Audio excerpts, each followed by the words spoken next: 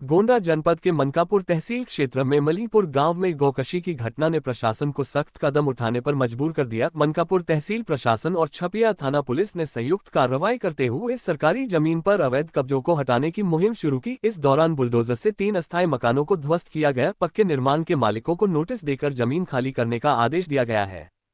कार्रवाई के दौरान सुरक्षा के व्यापक इंतजाम किए गए थे। 2 बुलडोजर मशीनों का इस्तेमाल किया गया। हालांकि ग्रामीणों ने गौकशी आरोपियों के अवैध निर्माण न गिराए जाने को लेकर नाराजगी जाहिर की। इस विरोध के चलते राजस्व विभाग और तहसील प्रशासन की टीम को मौके से लौटना पड़ा। मनकापुर के एसडीएम अवनीश त्रिपाठी ने बताया कि ग्राम समाज, नवीन परती और खलिहान की भूमि पर बनाए गए अस्थायी निर्माण हटा दिए गए हैं।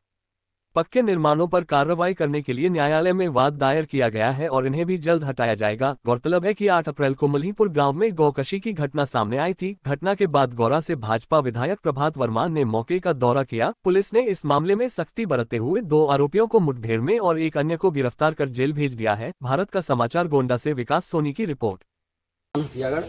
हमारे गांव से लगता हुआ ये मलीपुर ग्राम है, जहां पर 20 सालों से लगभग अवैध गौकशी बड़े चरम पर चला आ रहा है। अभी हाल ही में 4-5 दिन पहले 2 गायों को यहाँ काटा गया है, जो प्रशासन भी जान रहा है।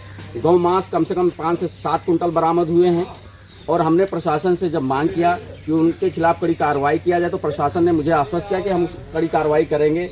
जो भी होगा, जो संलिप्तता पाया जाएगा उसको पकड़ा जाएगा। अभी 3 से 4 लोग पकड़े हैं, लेकिन कम से कम 8 से 10 लोग फरार चल रहे हैं। मैं प्रशासन से मांग करता हूं कि जो इसमें संलिप्तता है बड़े स्तर पर उनकी जांच हो और जो इसमें दोषी पाए जाए उनसे कड़ी से कड़ी कार्रवाई की जाए, क्योंकि ये हमारे धर्म की बात है, हमारे सनातन की बात है। हमारे धर्म को आहत किया जा रहा है और ये खुले तौर पर ये गौ हत्या यहाँ पर लगभग मलीपुर में 20 से 30 सालों से चल रहा था।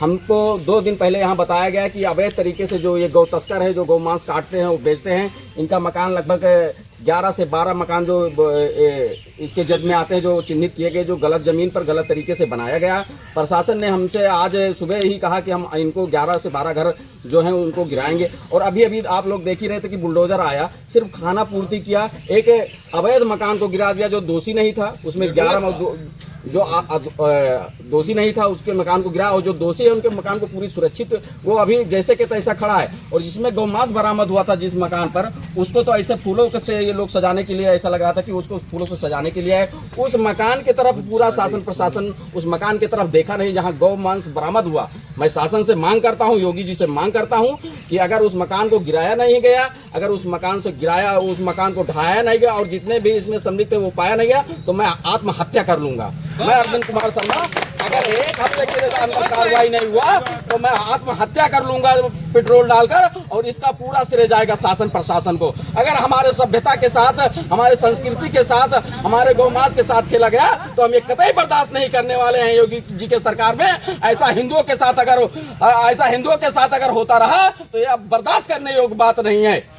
को बेदखली करके उसको हटाया जाएगा।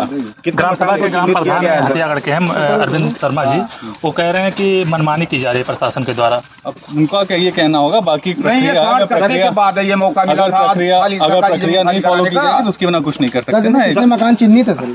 कितने मकान यहाँ पे चिन्हित है? वो आपको पूरी जानकारी दे दी जाएगी।